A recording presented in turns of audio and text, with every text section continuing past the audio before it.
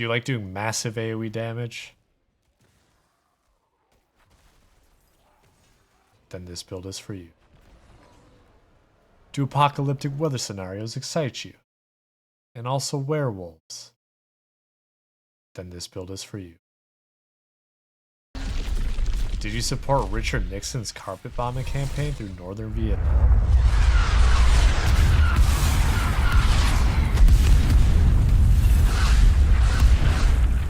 Then this build is for you.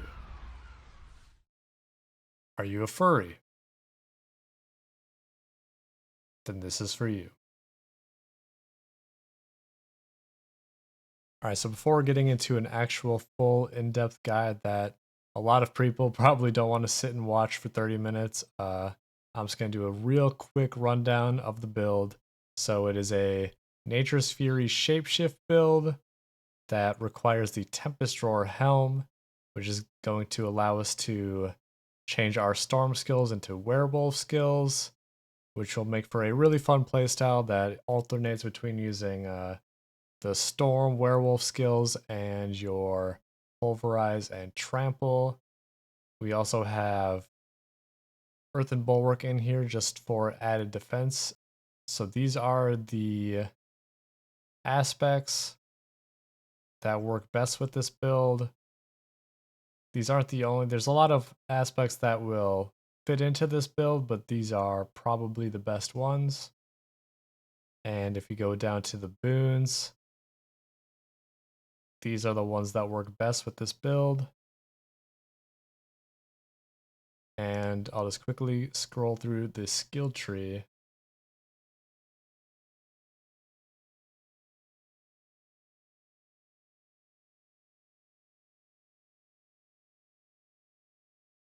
So that is the short version. Now I will get into the in-depth version. The major drawback to this build is that you do need this specific unique item for the build to function at all.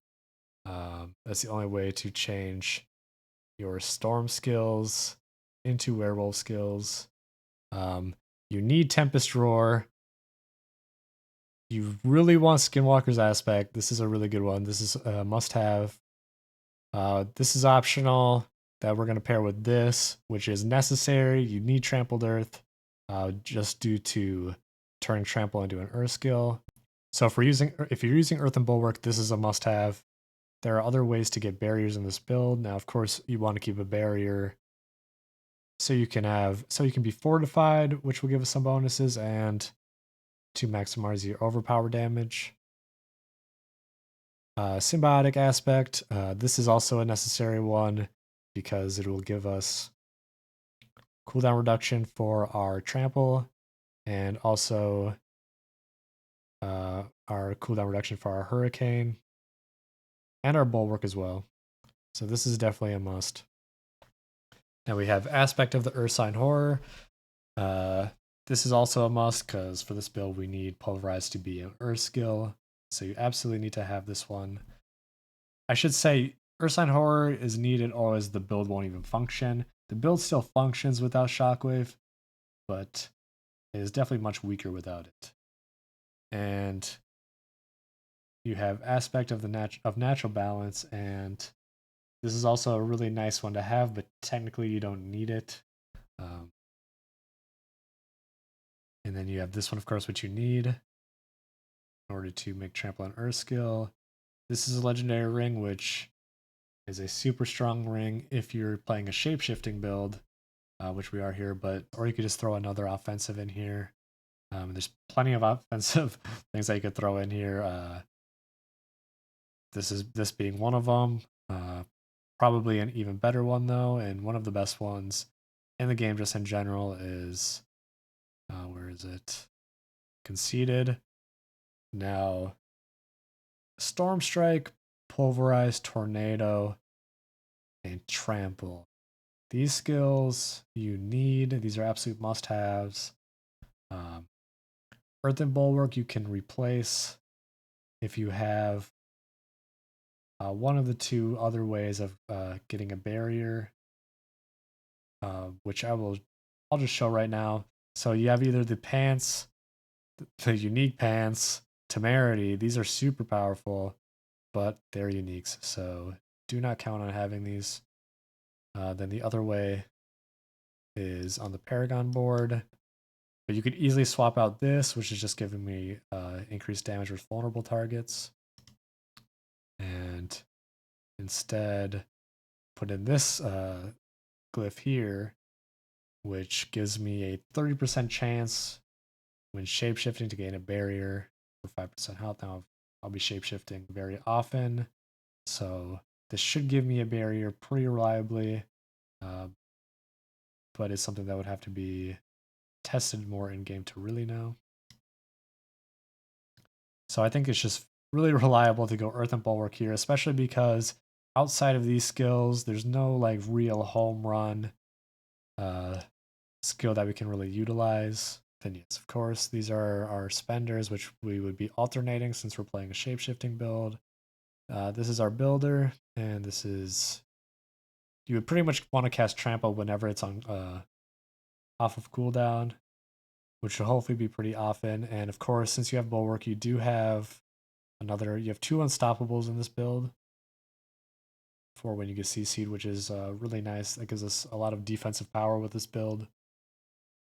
And of course, Hurricane, which the main reason that makes it so good is 1, just for proccing more of some of our lucky hit stuff we have, but also that enemies affected by Hurricane deal 20% less damage, which is really, really nice. Especially since this is primarily a melee build, since we'll be using Pulverize. Now we'll go down to the boons first here before we get to the actual skill tree itself. There's just not really that many great options here. You could either take Gift of the Stag or Wariness. I think 10% reduced damage from elites is really, really nice. As elites are the most challenging enemies you're going to face.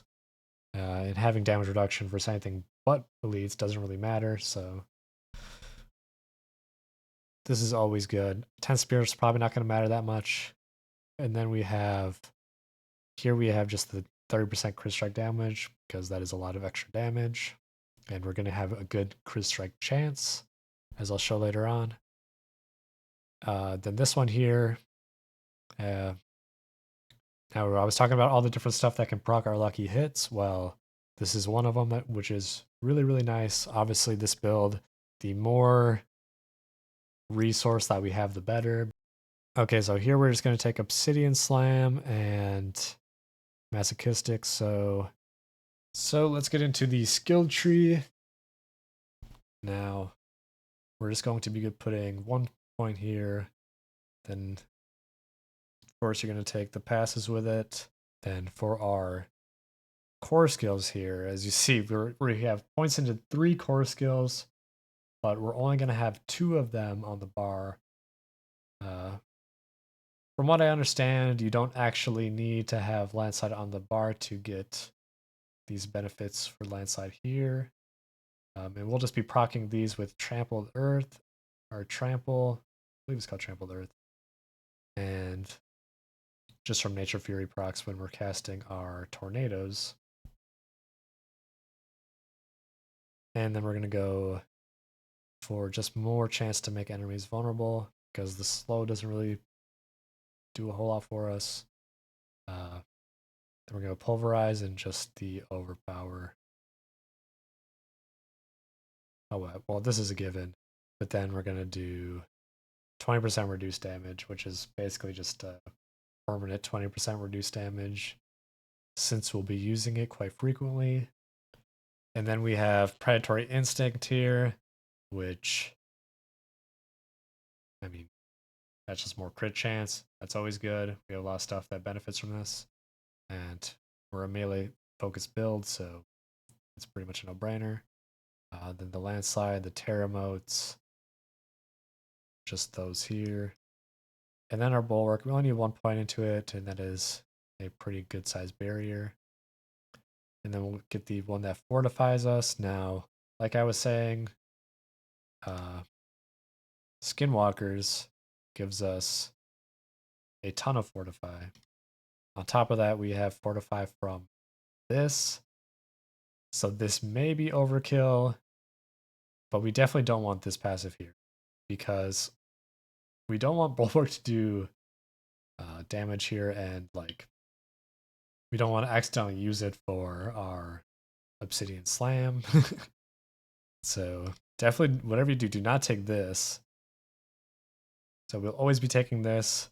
And what that means is if we have like too much Fortify, just we're way over, like we're constantly too full, then we can just go for the 20 Spirit, which is probably going to end up being the move, considering all the ways we have to generate Fortify already. So then this is our Hurricane, and then the 20% damage reduction. Then we have just some bonuses here to our earth damage. And take those. Now this part is very important here. And this part is a very easy part to miss in a lot of builds because it's not that intuitive to think about. We want to go for the poisoning damage because this right here, this is one of the most powerful passives on the Druid skill tree. 30% crit strike damage versus poisoned enemies.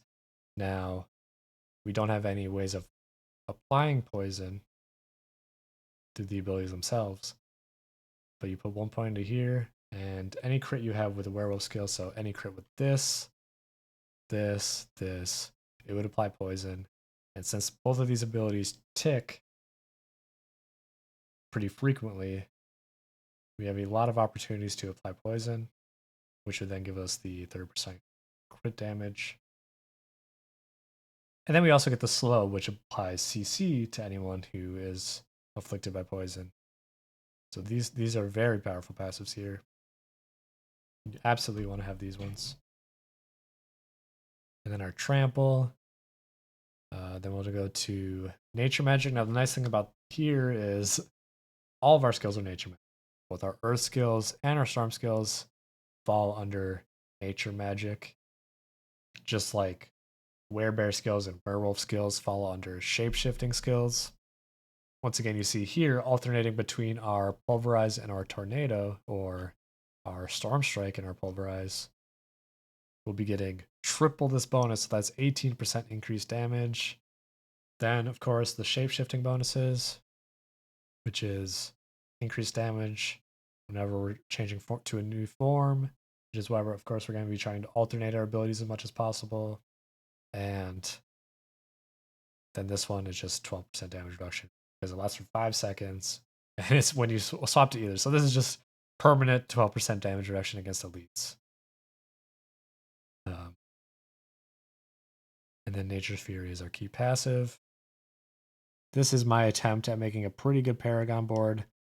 Now, when making a Paragon board, the most powerful things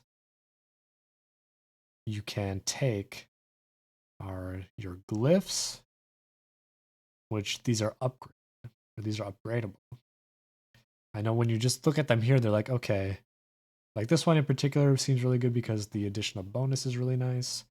But let's say like this one here, you know, it's not anything crazy, but you have to keep in mind that glyphs are upgradable. And they're not just upgradable, they're very upgradable. So, for example, there's another build site that actually shows this, and I can just open it up.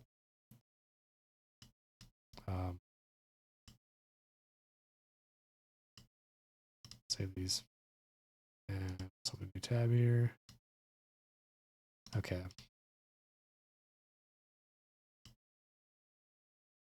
So if you go into this ugly, disgusting build calculator, which is just a complete eyesore to look at, which is why I'm using the other website.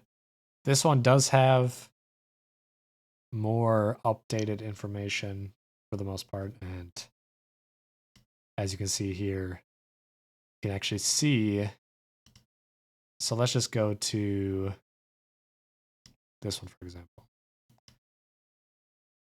which is, I believe this is one that we have in our board. So starting off level 1, for every 5 intelligence that we purchase, so let's say we have 30 intelligence, the 6% increased overpower damage, which is, what would that be? 18. I can't do math. Okay, 30, that'd be 6. Okay, so every 5 intelligence. So yeah, that's would be 6. So it'd be 24 increased overpower, which is just okay, right? It's nothing special. It's like a gem. But once you realize you can upgrade it, you see just how powerful these are. And for every 5 intelligence, we get almost 29%. Or let's just round up to 30 because I don't feel like doing actual math. So let's say we have 30 intelligence. That'll be 180% increased overpower damage, which is crazy considering if you go back over here, we only have 165%. And then on top of that, you also get the 12% increased damage against enemies you overpower. But we'll just go from the start. So the very first thing that I want here is this here, because one of the really nice things about this one is that the additional bonuses, they aren't upgradable. When you upgrade a glyph, the only thing that is changing is the top part, which is the bonus. Now in the case of this one, it would be up to fully maxed out glyph would be plus 240% bonus to all the nodes here. So it'd be here, which should make this 24% damage instead of 10. And I don't know if that applies to the bonus. Probably not. So this would just be, if you have the bonus, would be 34% damage. I mean, and I said, it sounds like I say that lightly, so it is still very strong. But then this is like resistant to elements, that's boring, who cares? So we get that here, and then we climb our way up, blah, blah, blah. I mean, obviously, I'm not going to explain every single individual point, like, oh, you go here. You can just see it, you can copy it. Now, what you could do is just sort of ignore. I mean, you don't want to ignore that. And this is dexterity. So you'll need to get these dexterity points for the requirement to get this shape-shifting. 20% crit chance whenever we shapeshift. So the way we're going to be wanting to be playing this build, that's basically just 20% crit chance right away. Don't have to upgrade this glyph. So you want to grab this. And then we'll walk our way up here. Make sure you get your 5 intelligence here and your 5 willpower here. You're definitely going to need your 5 dexterity here. And then you can just beeline it here. And you'll get this legendary node, which this is also a really, really, really big one for us. So this is really nice. I would say this is absolutely crucial because we're going to want to be spending our spirit as efficiently as possible so we can be casting as much abilities as possible. This pretty much, again, the way we're going to be playing it is basically just a permanent 30% spirit cost reduction. So we get that. Walk over here. Now, the order in which this isn't necessarily the most powerful one I have. I mean, it is very good. If we want to go over to the calculator, over here is called Undaunted. So we can just type this in, Undaunted. And you can see how much this increase actually is. See, this has 2% increased damage, while this has 1.5%. I don't know which one's right, but either way. 10% basically for every 5 intelligence. Now let's see how much intelligence we have just for fun. There's a lot over here, so 5, 10, 15, 20, 25, 30, 35, 35 plus 14, so 49 intelligence, which is a lot to have just in one little zone. And which unfortunately just misses the 50 mark. That'll give us 45, which is 9 times 10. What's that? That's 90% damage while fortified. So then you can branch out to, I would say, here. Because again, we want to be restoring as much spirit as possible. Afterwards, we go to this glyph, which is just increased damage to vulnerable targets, and which is going to bring us to here, which is 30% increased damage to this glyph. And this one, 45% increased damage. Now, of course, this depends on just how reliably we're going to be able to proc the poisons with this. But considering Tornado hits quite frequently, should be coming. Which actually, I almost forgot. Instead of this aspect here, you could very easily replace this for this here, which is, this is probably, and then this node here. Now this is a really nice one because I was just complaining like, oh, maybe this will poison enough, maybe it won't. Well, if these things aren't poisoning enough, just with our crit strikes or werewolf skills, we will have another 15% chance. It's only a 15% chance to proc, but when it does though, but imagine if it does though. And then immobilize, that gives us more terror motes, the poisoning, that gives us the envenom. So this is just a really good node to have. So that is the Paragon board and the main like things you want to go for. I guess I'll show like other, like this one could be good. I'm just showing some of the stronger stuff you can go out for. You don't need to copy this. Just take this as like an example. If anybody has made it to this point in the video, I am very impressed. And I would hope that if you've watched for this long that you would leave a like. I hope to make more fun Diablo videos in the near future. So help me out. I'll take anything I can get. Like the video, subscribe to the channel, and I'll have more videos soon.